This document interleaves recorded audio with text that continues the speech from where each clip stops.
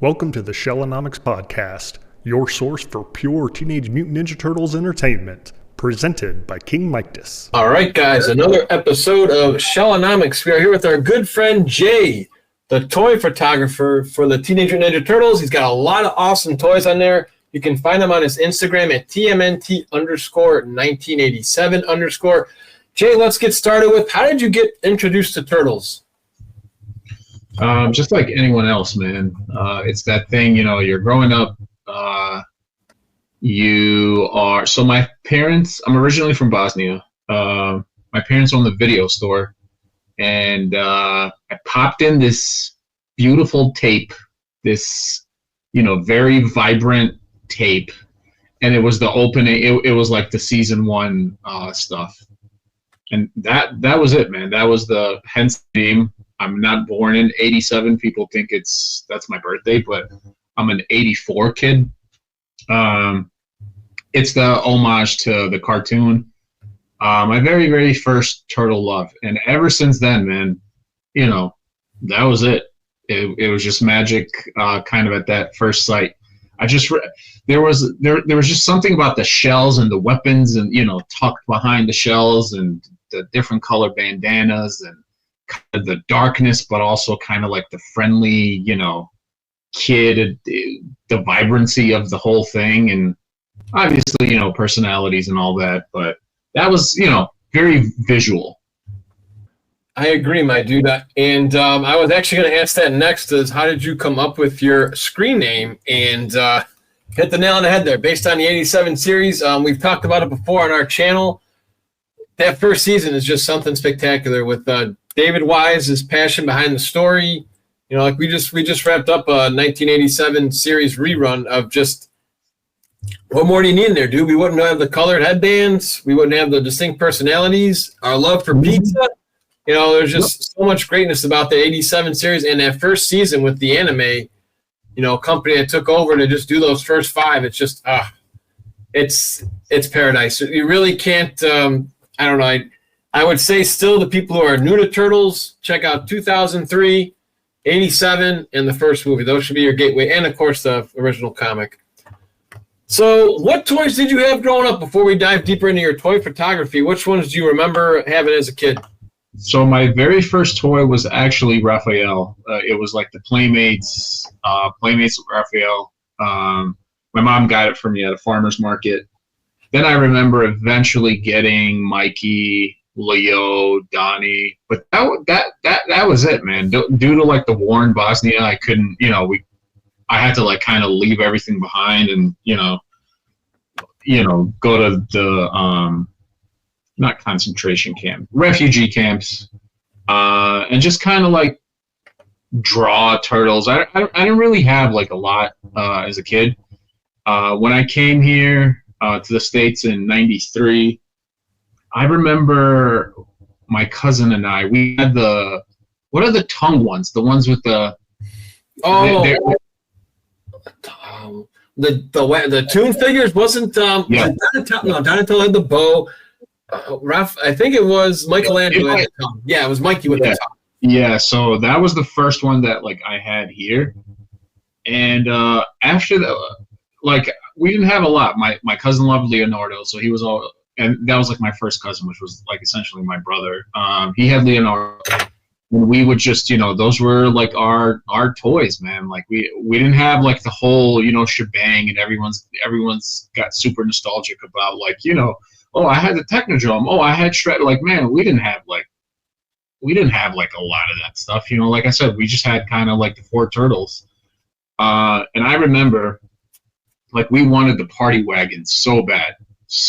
So bad, to the point where like we made the party wagon out of like a shoebox. We would like cut out the side door, we would cut out the front like windshield, and we would like draw tires on the side, like draw the logo, and that's why like for me, like having all this stuff. So just to kind of pivot, like I started collecting 2019. Maybe 2018, whenever the hell the GameStop dropped the movie Turtles. So that was like NECA movies, the NECA movie ones that I missed out on. Yeah, well, thankfully they re-released some. I had to pay a little bit more than $25 a pop for them, so I'm getting that Ghost Splinter one. But that should be a cool set. But no, I was the same way, dude. I love those Playmates toys. We were blessed to have the Technodrome. Well, since we're pretty much the same age, an '84 baby with both of us. Did you ever bring them to like the park and just use your vivid imagination since you're a toy photographer, like playing in the sandbox or those wood chips and going down the slide and just making this whole universe Turtles? Yeah, man. So I honestly, like the toy photography stuff, it feels like I'm making up for like lost time, since I had to we had to leave the country with like zero belongings. So I feel like just having all this, it was almost like the God and universe's like way of just kind of like bringing me back to it, and I have like everything and like how good it looks, it's just so freaking screen accurate. Again, from like the NECA Toon stuff, I have the Mirage stuff, which I got into as an adult. I didn't like, who the hell will like read that stuff as a kid? You know what I mean? You have like the Mezco stuff, you have the movie stuff, now you have the Last Ronin. There's just so much cool. Like, this is the best time as far as like the toys go. Like, the technology is incredible. But it honestly is kind of giving me like a chance to just like relive this stuff again, but in a much more like immersive. I mean, when you're a kid, like I was one of those guys who played with my toys carefully, as in like, it's like, oh, this guy, it's like this guy is going to punch this guy slowly. Like I wasn't the bashing them, the throwing them. I wasn't like that type of, player. I was the, he's going to dodge the sword swipe and, like very, very careful. That's a smart way to go about it, because we had Josh on talking about that with the toys. And like he was saying, most people in the 80s would do this and just, it's like, this isn't how you play. So you would actually more articulate, like, look, I'm going to feel that bow staff. I'm going to dodge that and throw a kick to the left side of your chin. I'm not just going to. Yeah. Oh, okay, gotcha. And I would do everything. Like I would put him to sleep. I would like cover them and stuff, like it was like those were like your buddies and stuff. But like I said, just kind of like reliving this stuff, it's giving me chances to like, I have dioramas and, I have this like party wagon, which was, it was like emotional getting that thing. Cause it's like, I had a shoebox of this thing and now I have like it's just so like real. And then obviously, I collect some other stuff like Turtles is like my bread and butter. Like nothing even comes close, but I got a little bit of Spider-Man. I have a little bit of Biker Mice from Mars. I have a little bit of Predator, I have a little bit of Transformers, just like 2 Transformers figures. But it's like 99% of this stuff is like Turtles. And it is, man, it's kind of surreal that this stuff is this good. And just kind of making these like immersive photos. It's really giving me a chance to kind of relive that and kind of like live like a new, like, oh, it would be cool if, Doc Brown and Professor Perry were like in a lab and they were, conducting some kind of thing and they brought the Turtles to life, which I like have a photo like that and like have a little fun with it, So like I couldn't agree more. Again, Playmates did its best, and there's still the Playmates remasters are pretty cool. I like those figures, but these NECA figures, man, I mean, and even the Super 7s, just like right here, we're holding the Shredderville money right here. I mean, how awesome is that? I mean, these are things that we remember as kids, and you just get so jacked seeing this. So when you started collecting, my man, dude, I was so hyped getting this figure. I took a picture of him and his mom for Mother's Day. Just the cool things that company comes up with are phenomenal. So, you started collecting these toys. What was your sense of calling? Like, you know what? I'm going to take pictures of these, and I'm going to actually post it on social media. And, being fearless about that, there are some judging people out there, but you're like, you know what? There's a community out there that's going to appreciate this. So what was the inspiration behind your Instagram channel? So I did not, I didn't really think of anything along those lines. So when I was collecting, so again, it started out with the movie stuff, right? Yep. And I remember opening that and just kind of having it on my nightstand. And my wife and I were just living in a 1-bedroom apartment at the time. And then I got the tune stuff, and I'm like, oh my God, like this is so crazy. You know, and then I got a couple, like I would get Leatherhead and Slash, like that 2-pack, and I remember I eventually got Shredder and Krang, and I'm like, this stuff is like so good. So then, like, I mean, that's it. That's all the space I kind of have in my nightstand, right? And then I kind of caught up to like anything that I've missed or whatnot, and it would just be in a box in a closet until we bought this house.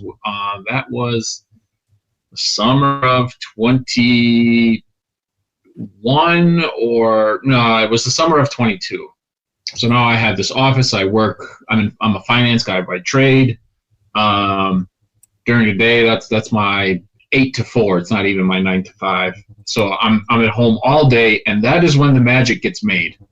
You know, I do this stuff. You know, it's like, oh, I have an hour. Oh, I have a couple hours. Oh, it's a light day today. You know, I can do this, and that's when I do all this stuff. Everything is in my office here.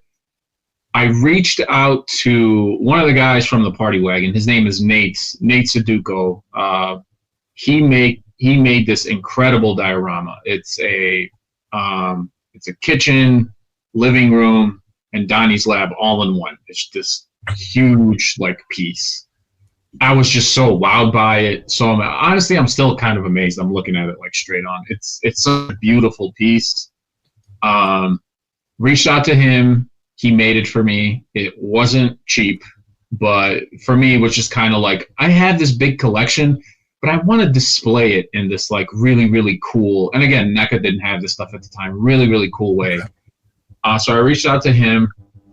So then, and this is the very key step in the photo for the, because again, I wasn't thinking of, you know, so the thing is, like, when you have it, and this is what I can't kind of like get around by like a lot of the guys who don't do toy photography, right? So it's like you have all these heads, you have these hands, you have these accessories, you have all this stuff, but it's like, now what? Like, you just kind of like have them on the shelf.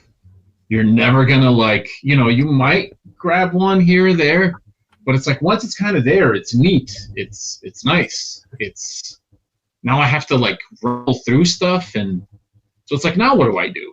So I remember telling my 2 closest friends, hey guys, I'm gonna start a secret Instagram. No one's gonna know my face, no one's gonna know my name, and I'm just gonna like take photos, because I really want to show people how cool this stuff is. Like, it's so cool. It's very, very cool.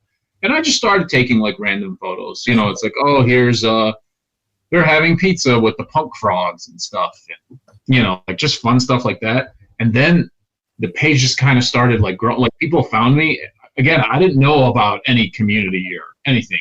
Were you using any hashtags or any of that? Because I want to say, too, really cool just how you went about this, too. It wasn't about, hey, look at my cool collection. Like that guy who's got that car, I'll tell you, man, this is the 1967 Mustang, you know, with this horsepower. It's like, no, I'm taking pictures just to show appreciation for the details. Yep, that's it. And it wasn't even like, oh, I'm going to tell stories or anything.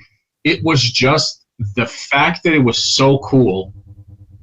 You know, this diorama was so beautiful. It's like all these accessories are so cool. It's like, I want to have a reason to give him the flat hands and do like a high five, or have him hold the pizza. Like, I want to have a reason to take out, you know, I want to have a reason to pose them, right? It's like, I want to have a reason to like maneuver stuff a certain way. You know what I'm saying? Like, so then it just became like, oh, then like people found me on there, just kind of like, and I use like some like hashtags, you know, like obvious ones. Yeah. And what was I gonna say? Slowly but surely, you know, it's like you kind of get close to people on there. It's like, you know, I have, you know, a group of I would say they're like Turtle fans, but I don't think they're like in Turtles. Maybe some of them are. But then it's about like, oh, now it's about the photography game. And man, when I saw what some of the people were doing, I just could not believe that like those were toys, man. And the other thing that I'm gonna say, right? If you go back and look at my stuff, because everyone is so like, well, I want to be a good buddy of mine, Stephen Joseph from the Party Wagon. he's just like, well, I'm going to do it the way that you do it. And I'm like, do you see this background, Mike, behind me, this Spider-Man one? Yep. So he's just like, I want to do stuff. I'm like, bro, it took me years to get to this point. I'm like, you need to listen to me. You cannot do this now. I'm like, your first, I don't know, 6 months of photos, you're not really going to like. You have to kind of find joy in it. It's like, oh, this was a cool idea I had. This was a cool fun. And you have to like enjoy it. You might not like the final product because your eye, kind of like what your eye sees compared to what's in the camera lens, those are two different things, man. Two different things. So what you're saying is it's very similar to anybody who does anything out of their comfort zone, like us with our podcast at Shellanomics on YouTube and Spotify, or anybody else who wants to take a shot at, Twitch streaming or any sort of, field. Anything, man. Your first videos are going to suck. Your photos are going to suck. Just call a spade because you don't know how to do it yet. You got to practice makes perfect. And I do have one random question for you. I don't know if you had any inspiration from him, but I've been on Instagram for a long time. Before I was Shellanomics, I was Shellanigans. And the one toy Instagram I always liked, have you ever seen TMNT Real Life? I'm not sure. If not, I highly recommend his channel because I thought he would have been like inspiration. What he does is he'll take his toys, and that's kind of what I thought you were going with, just like real, authentic, lifelike situations. Like he'll have his toys outside, but like he's got his I think he may have stopped posting. Let me see really quick. I got him. His last photo, unfortunately, was I guess maybe after or right when you started collecting, but his last photo was in April of 2020. And if you just take a look at some of his photos, they are just excellent. Yep. Very, very fun shots. And I see like people are kind of scared to go outside, and it's like, man, there's beautiful, it's like, well, I don't have the backgrounds you do. I don't have it's like, man, this is like years of, I have reps in. It's like go back and look at like my first stuff, like in that summer of like 22, and the weird thing about just learning and, it's fickle, learning, it's never like a straight line, it's just kind of like with photos, man, it honestly does kind of look like a straight line because you're going back and you're like, well, from this, this Spider-Man example to like my very first one where it's like, I'm not paying attention to the details. I'm trying to cram a lot of stuff. It's night and day, man. And the thing is like, Steven tried, but he got discouraged like so fast. And Gary and I did let him have it. It's like, man, you need to do this. You need to do this. You need to check. I didn't have any of that. I didn't have like any, I would ask for input and feedback from time to time, but it would almost make things harder for me because it's like, actually, I lied. There's one piece of advice that I took from Gary. I was the second person on Gary's Friends something. I don't know. He had a podcast, Our Friends or something like that. Okay. And he just told me one thing. He said, punch in, get close to the subject, get low. That is how you photograph toys. And I think after that, like a little light bulb went off. That was like a big, because people take photos, this way. Like you're really supposed to go this way and even turn this around so it's even lower, right? So it's like as low as possible. So yeah, he gave me that piece of advice, and ever since then, man, and just picking up things from other people, especially like toy photography community. People are very, very welcoming, and they are welcoming almost to a fault. People lie on there all the time. Oh, this photo is incredible. It's like, man, this is a piece of shit. And it's not even me. It's just, right. You can No, I got you. But very, very encouraging. Like, it kind of gives you that confidence. And then you're like, oh my God, is this actually good? Oh my God, I might be getting better. Oh my God, I think I've learned some stuff, and you just watch these people who are just so freaking good at some of this stuff. And it's similar when you go to the gym, right? If you're a new person into bodybuilding, I mean, I read a book from a big WWE guy, still am, is not as much as I used to be, but Triple H, I remember in his books, like, look, if you go to the gym and you look lost, ask somebody. They are more than happy to help you because they used to be you. And that's usually how it works is you pay it forward. you know? So I guess like to start this out is if you were doing this on a budget, because like I was curious just for those who are interested in checking out this video here, you know, they want to start, you know, taking photographs of their toys. Is there anything you recommend, and what sort of camera do you use? Do you just use your phone? Did you buy a special camera when you started out? 'Cause you've been doing this for a while now, so. Yeah. What is this? This is going on 3 years now. So start out with a phone. There's some benefits to the phone. So some of these cameras are like incredible, what they are on the phone. So everyone's got a phone. That excuse is out the window. I really don't want to hear it, you know. And just like you mentioned, this guy goes outside and he just takes a photo of like a turtle walking. Okay, you know. But in terms of, if we're talking about budget, I would say, you know, your toy collector, right? Obviously, like we're just assuming you have some kind of collection. Bro, just pick up a camera and again, get close, get low and close, and take some photos. Play with it. There's an edit function in the photo app or whatever, you know, you have. Play with some of the sliders. It's like, oh, what does saturation do? What does the shadow filter do? And you know, you have like AI now. You can put the stuff in AI and it'll like move it for you and stuff. But again, just on like the pure basics thing, man, you don't need anything. You have kind of the stuff that you need already. And as you kind of ingrain yourself, because you know, there is a sense of like, you got to be a little brave, and you know, it's like, hey guys, I started a toy photography page. I'm gonna upload my, and you can do it kind of, you know, how serious and how whatever casual you want. You know, it's like, hey, I'm gonna post a photo a day. I'm gonna post 3 times a week. You know, but the thing that like I have to stress in order to get like some kind of, in order to kind of improve, like you have to want to improve. Maybe ask like, hey, what is this lighting thing? You know, but eventually like you get it. You might hear the advice right away, it might not click all the way right initially, but just kind of over time, man. And you really, really, really, like the coolest thing about this hobby is like, yeah, you know, you have these pictures and stuff. Remind me to tell you when I actually met the voice cast.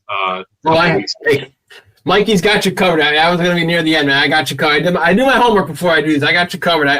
We're going to, for those, if you want to stick around for the end, there's a real fantastic photo we got autographed by the OG voice actors. I was saving that for near the end for the cherry on top.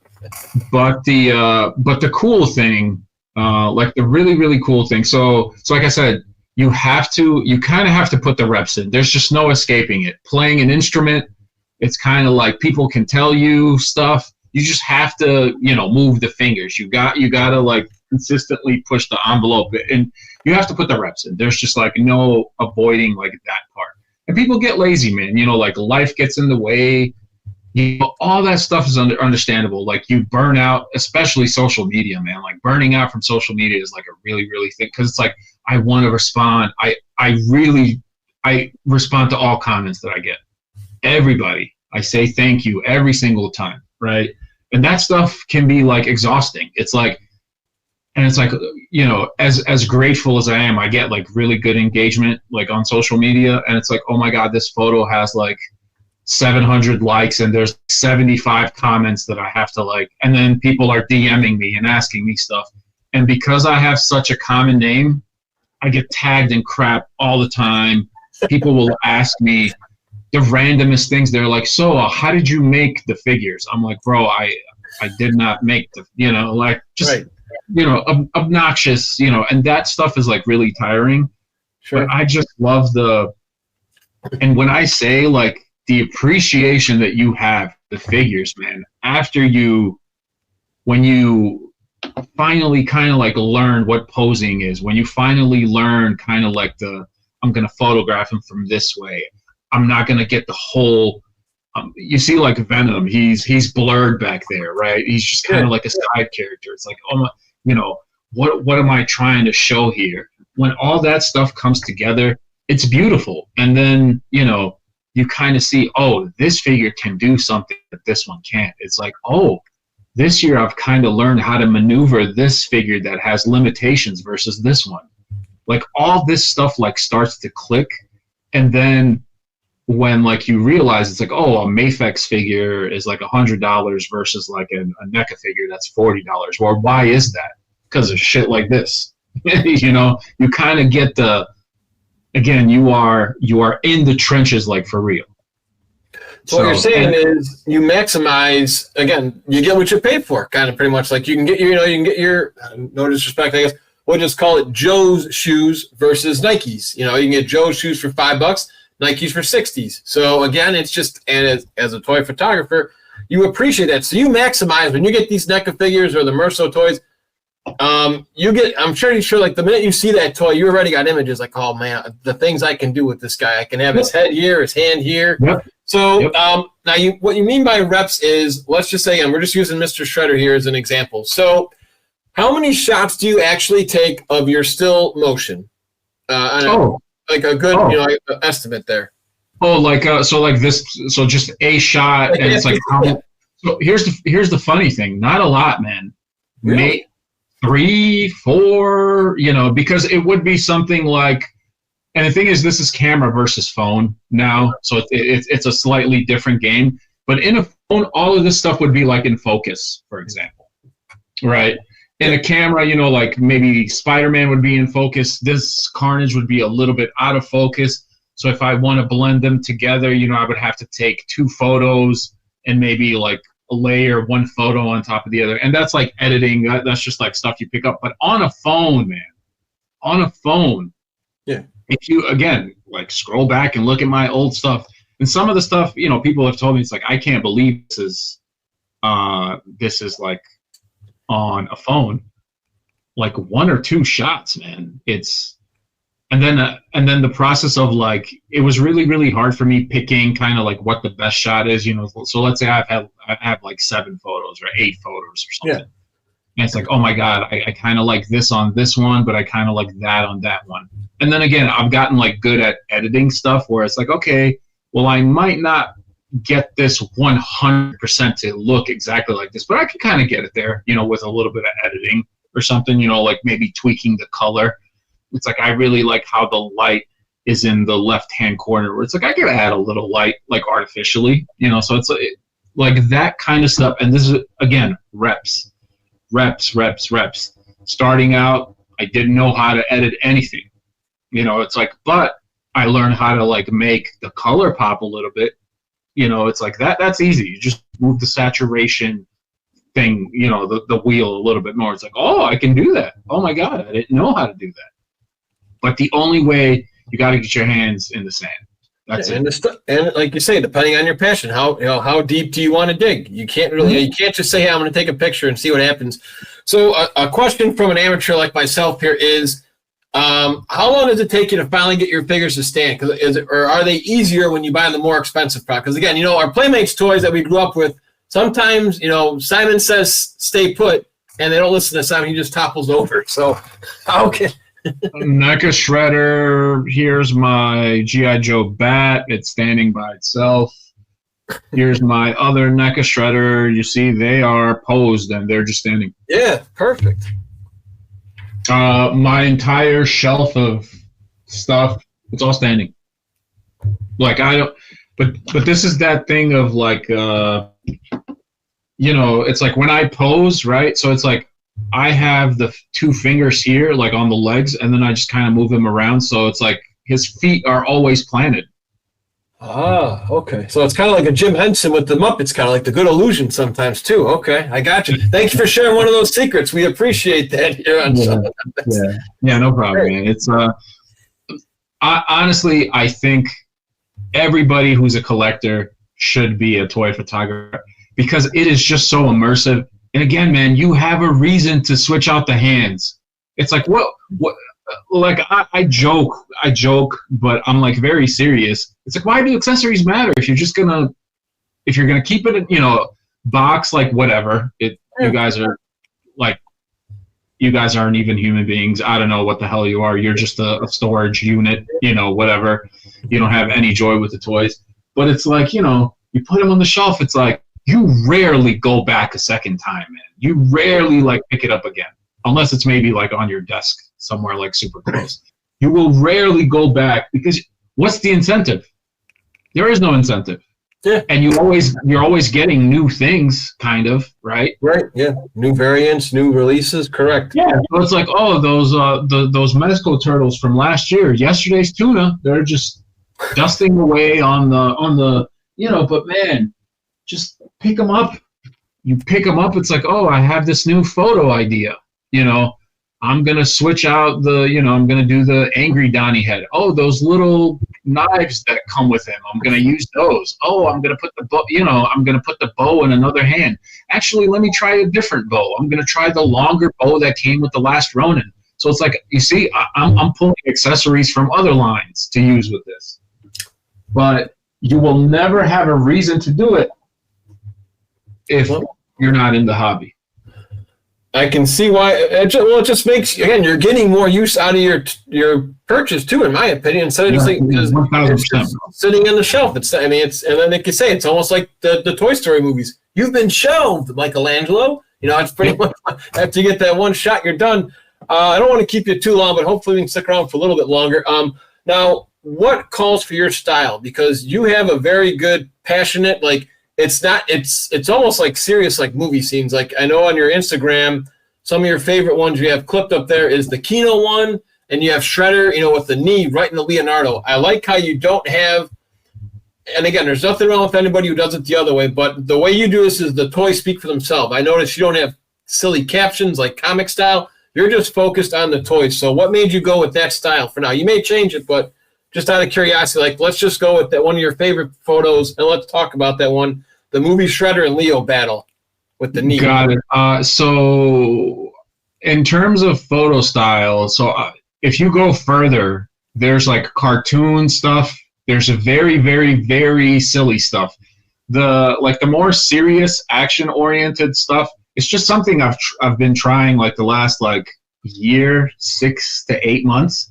It was just like, because it's like, okay, I can have them posing, I can have this guy tickling this guy, and this guy's laughing. He's maybe dropping the pizza. Because I've done stuff like that before, like cutesy, fun, goofy. Sure. But then, just like anything, I get inspired by, it's like, oh, this guy's an amazing photographer. Like, let me try to kind of elevate them in the air. Let me give them more motion, more life, more like dynamic feel. And that's kind of what I've been pushing myself to do the last, again, 6 months to a year, I'd say. But something like the Shredder shot, that was it was really the purpose of Secret of the Ooze. He was a statue, kind of like whatever, just kind of this thing. It's like let me get him off his feet, and that's kind of what inspired that shot. The Kino stuff is that one's a little deeper. If you actually look at the surrounding characters, they're kind of smiling and laughing, and that was more of Raph was. I had this thing where it's like Raph was talking shit to Kino, and Kino just hit him with some kind of kick, and everyone's like, "Oh, see, you can't push Kino around anymore, Raph," and that was kind of like the inspiration behind that one. And I think that's the third photo I have on there. Is Leo just firing off a Hadouken Street Fighter blast, kind of as a a mashup of Street Fighter and TMNT. Well, I don't want to get on a crazy rant, but I believe you, myself, and my one friend who's got me into toys a little more is what do these toys do that I apologize for this might be a trigger word. So why are these guys so much better than Funko Pops? Articulation for me, number one. Not a problem. Are we just talking about just turtles in general? No, just turtles? As a whole, just why are these toys much more enjoyable than Funkos? I get Funkos have, their shelf, but from what I see, and again, to each their own, there's nothing wrong with it, but just I see a lot of them, like you say, they don't set them free. They just have a big, Zordon head from Power Rangers, and you can't do anything with the figure. You just can turn his head a little bit. That's it. There's really not much life in those toys. There you go. Because for the so a couple of things, right? So it's like I told you, a visual. I was a very visual kid. It's like I see this cartoon and it's so vibrant. But I'm holding the toy that looks like the cartoon. It's like, you can't like fight me on that. It's like I'm holding this thing that looks like the movie. Like, how are you fighting against this? This honestly looks like the costume that was just like shrunk. Like these movie turtles, like this is insane. Like you can't fight anyone on this. Like the Funko stuff just looks like something that, I don't know, like my niece drew as like a cute thing. And it's like, yeah, that's fine, but I'm not, that's not what I'm looking for. I mean, just like your pillow thing over there. Yeah, that's cool, but it's like I have like an actual, almost like this sculpture that I can move and manipulate and change its expressions and put it in these cool situations, and you can't do anything with that head thing on your. It's great for when you're flying.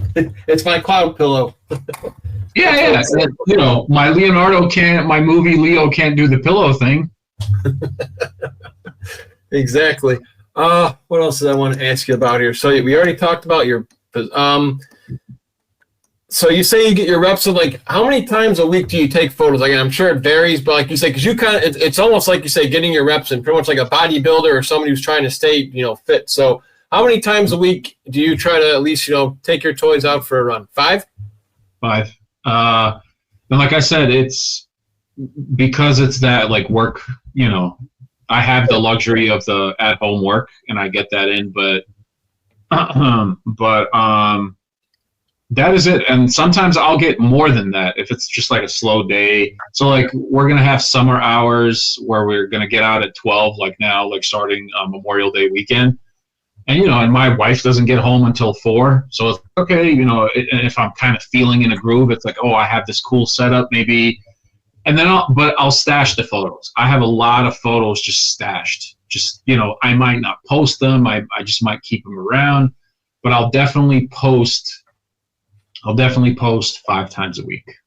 5 times a week? Okay. So, yeah. Do you have any goals for your channel or anything that you're looking to plan for the rest of 2025 this year? So this was all just kind of love for me, like purely love. But I see, like some really cool stuff has like happened as a result. Like I said, so I have Rob Paulson following me now, which is really, really cool.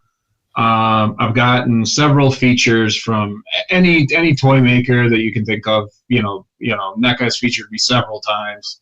Mesco just featured me earlier this year. I've won contests and all that. And all that, I don't think this is going to be anything like lucrative or anything. It's just a fun way that I'm spending my time, and I'm kind of utilizing, the collecting part of the hobby. It's like, okay, you have these figures and what? So I'm just, and that's that. And it's like, what's going to happen in 3 years? What's going to happen in 5 years? I don't know. I'd like to think, because I enjoy it so much, that I will always do this in some capacity, maybe not as much, because of the whole, like, let's say I get another job that's a hybrid job. It's like, okay, okay, I'll photograph like 3 times a week. Like that seems manageable, right? But again, it's just something that I enjoy. I love it. And the thing is, it's like think about it, Mike. It's so cool. Like these figures are just so awesome, right? And as far as like followers, like numbers, all that, I really didn't have any. Instagram is finicky.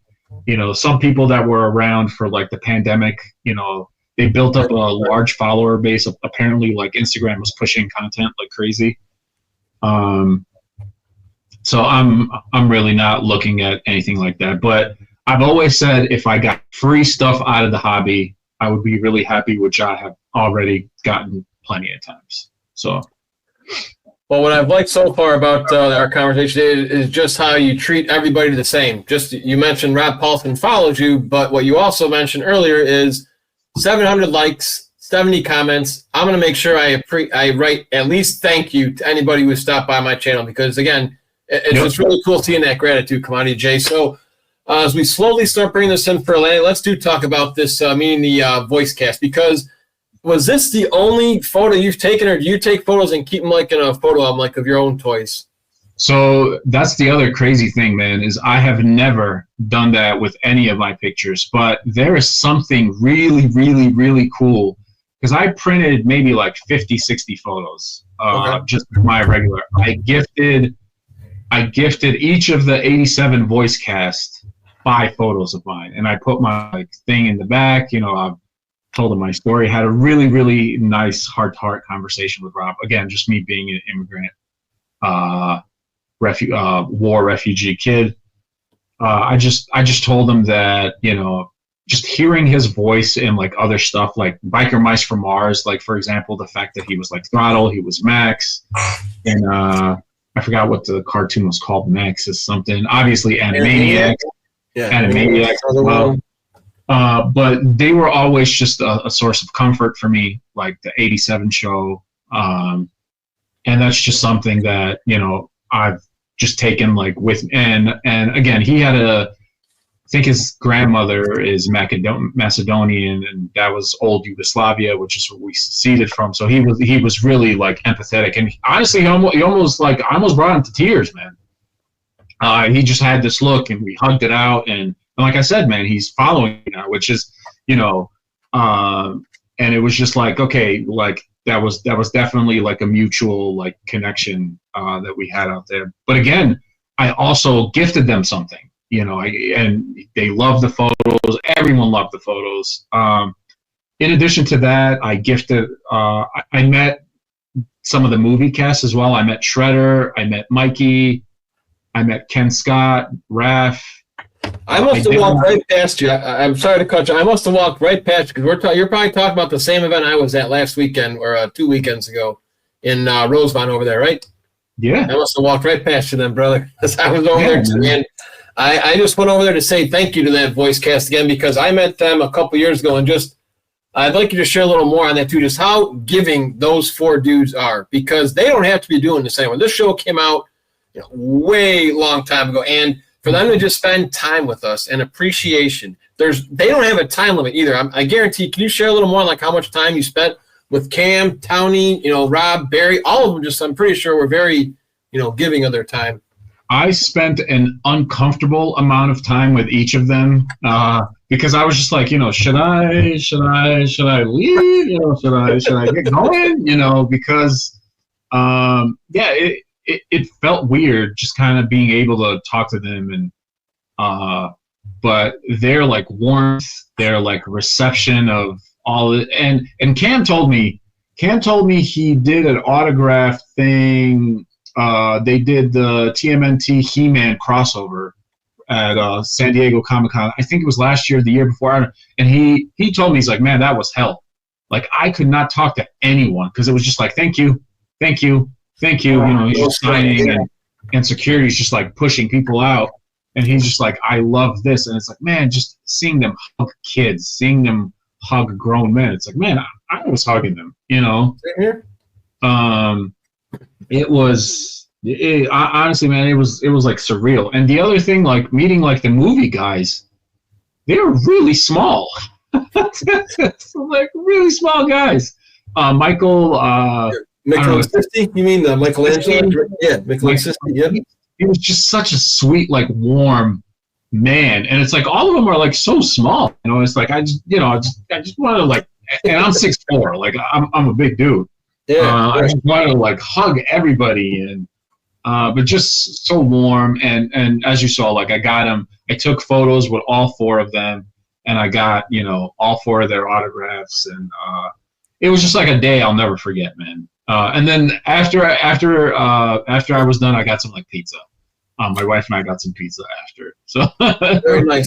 So as we finish up, for those, we want you to head to Jay's Instagram after this podcast or during it when you catch us on YouTube, and be sure to like and subscribe here. But what was the inspiration behind that photo? Because I love how you have the poses of all 4 turtles in that one too, with the autograph of those guys.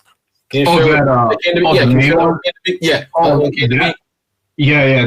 that was just kind of I think there was I think there's a photo of something similar like that, and I never do the exact.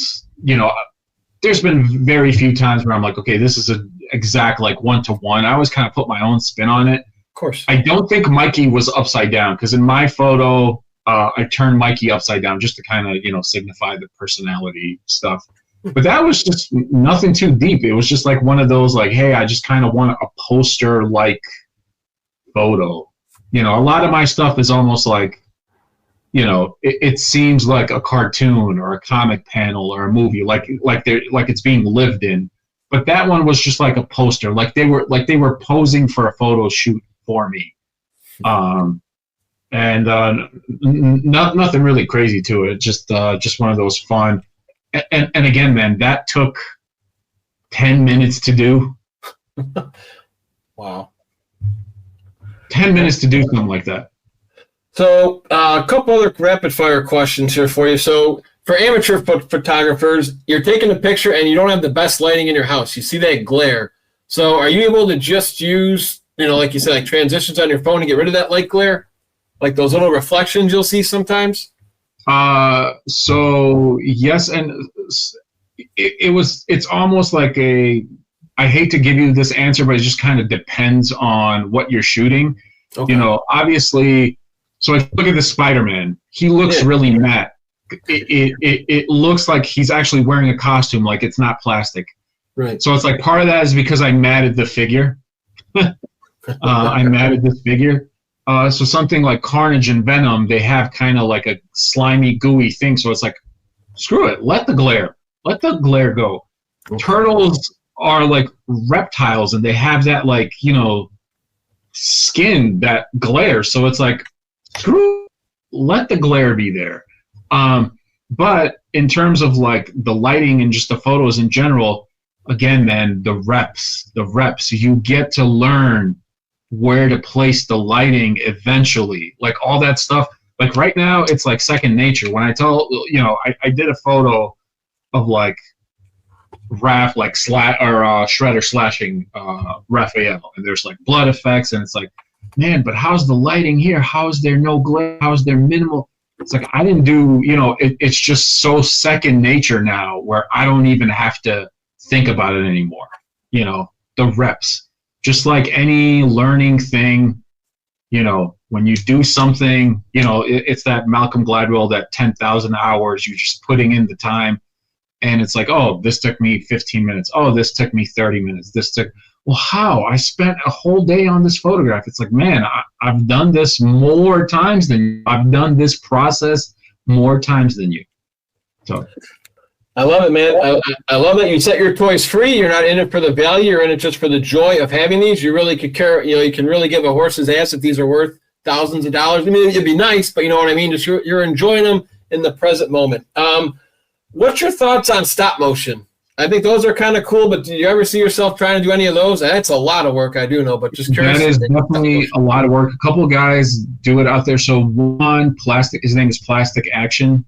Just absolutely incredible. So that is, I think, the biggest somebody got from toy photography, right? He took it. He's done stuff for Disney. He's been on ESPN. He has done like a lot of like sports stuff, right? So it's like he'll have like young Kobe Bryant versus old Kobe Bryant. But check him out, Plastic Action. Athletes have reposted him. He's gotten like insurance commercials and stuff. Really good, a lot of work.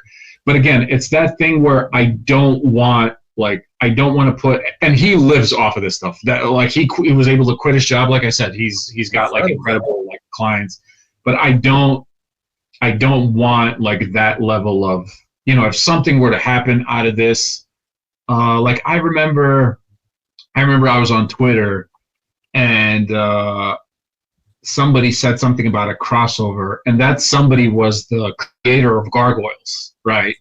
Like, oh, it would be cool if, and I simply just asked, I was like, did you guys ever consider doing like a Ninja Turtle crossover? Because I think there was like some parallels there. And I posted a photo. And this guy roped in a guy from like WB, like another producer, and like all this, and eventually it was like, oh, it's going to be like a licensing, like a nightmare, or or something.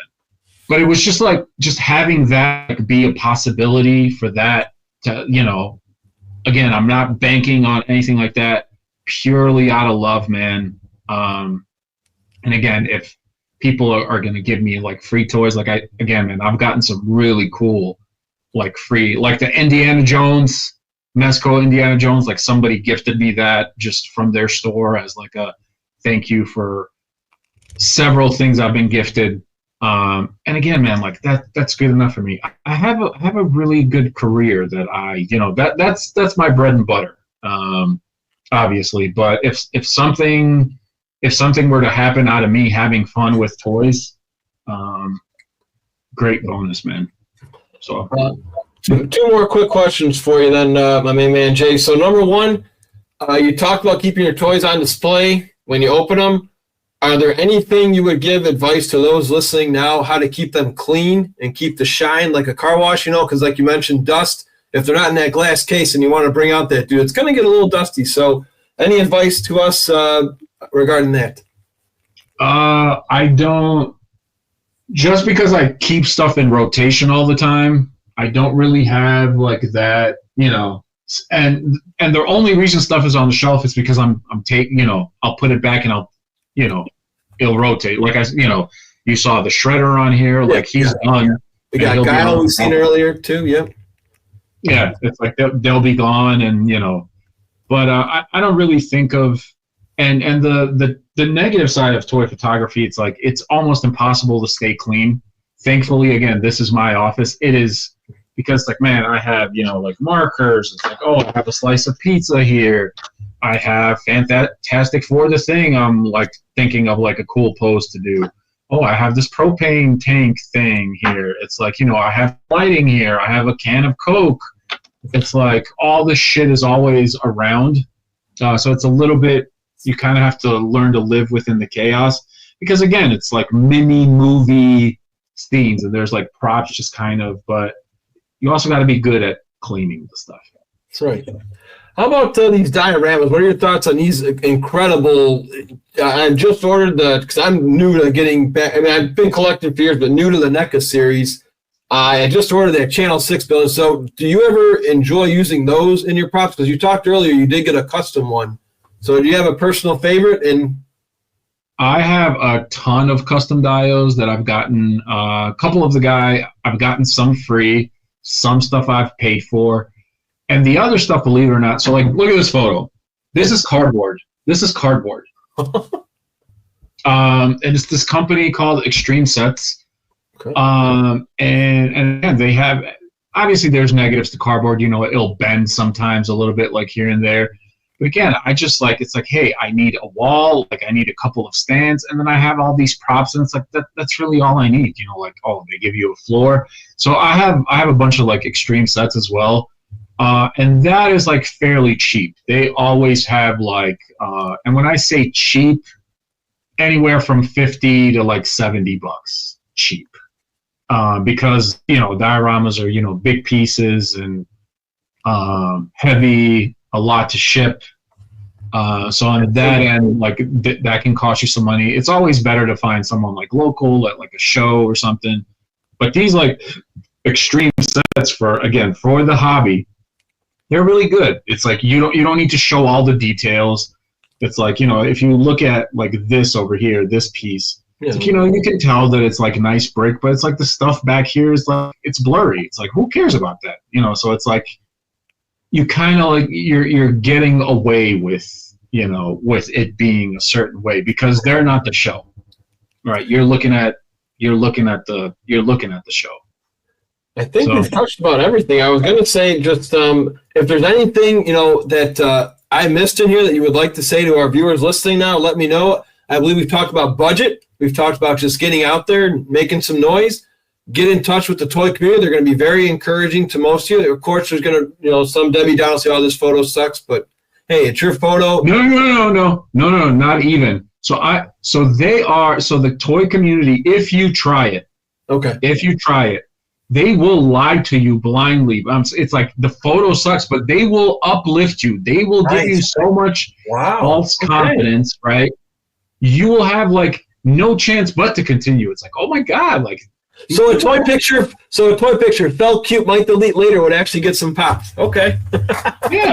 Yeah, they will, very, very good at building confidence. I have yet to see, out of like the 3 years I've been around, I have yet to see someone say, holy crap, man, this is an awful pose. What were you thinking? Like, not what, or anything related to that. It's always been overwhelmingly positive. Always been overwhelmingly. And who knows, man, maybe if I got some kind of negative, thing, maybe it would have crushed me. I would, and I would have never done it. So that's what I'm saying. Just because, like, with people who are writers and artists or storytellers, there's usually going to be a troll or somewhere around there, and it's just, I was going to ask your advice on that, but that is awesome. Again, we're recording this in May of 2025 to have virtually 100% support somewhere. You don't even get that. Well, you get that from your mama and dad, most people, but you know what I mean. Just to get that is awesome. I guess. How about any groups now for those who just want to get into this, like we've talked about, get your reps in. Besides your personal Instagram account, which we're going to plug in a few moments, any other groups you recommend or websites for people who are looking for some more advice just to get the ball rolling for some inspiration? So a few buddies of mine, my closest toy buddies, we haven't done it in a long time. We had a toy photography show called Behind the Plastic. It was a 12-minute show where we just invited random toy photographers just to kind of meet them, and we essentially discuss a photo that they took. And we do, a couple like hot, quick rapid fire questions. But it was a 12-minute show. That was a big thing. We haven't really done that just because we're not putting as much time into the hobby after like post work hours. It's like correct. We have families, wives, kids, all that stuff. So it's like when the lights are off, the lights are off. But that is also like a pretty good resource if you guys, some of the best toy photographers that are in the community have been on our show, including that stop motion guy that I mentioned, Jack's Plastic Action. And they kind of, they talk about their process, they talk about that. But again, man, I can't stress enough that the most important thing with anything, you just have to do it. You have to do it. You have to make a decision to go to the gym, to pick up the weights, to like, okay, well, I'm doing this for 3 weeks. Well, I kind of don't feel like, it's kind of cold. It's rainy. Forget it. Well, I've had a really long day. That shit turns into a month, and now, you're back to square one. You just have to put in the reps. That is the magic of anything in life, man. You have to just keep doing it when you don't feel like it. Finishing school, studying, getting, great at some skill at your job, playing an instrument, toy photography. Just have to do it even on days you don't feel like doing it. Those are some of the words I live by, Jay. Repetition is the mother of skill. That's pretty much what we live by over here. All right, Jay, what are you most proud of out of your, toy photography? I guess I would call it a career, even though it's not like your job career, but I would say this is still kind of, hobby career. So what are you most proud of so far in the couple of years you've been doing this? Oh man, that is a really interesting question. Okay, you know what? I'm going to hit you with this.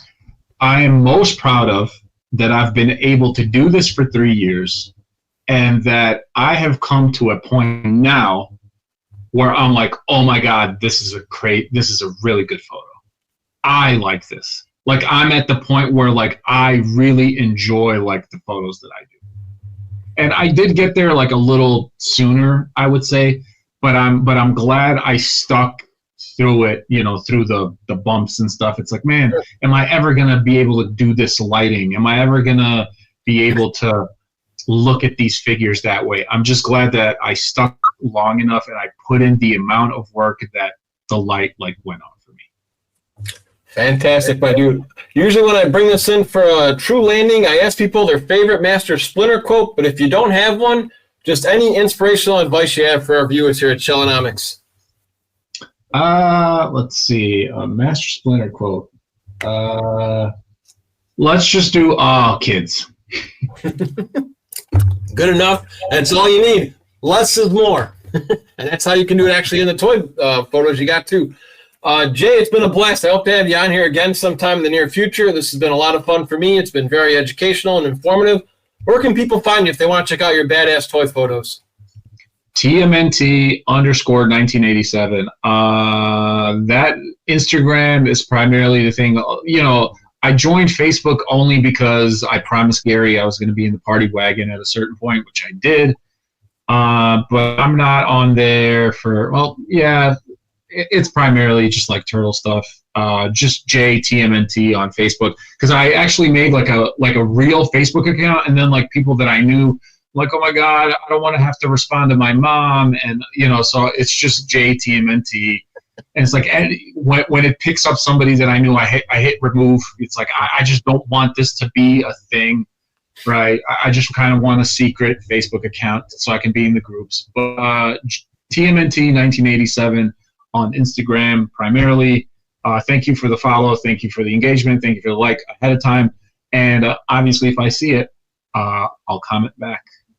All right. We hope everybody enjoyed this except Jay's mom. We hope you don't find this in case she doesn't want to add you as a frick.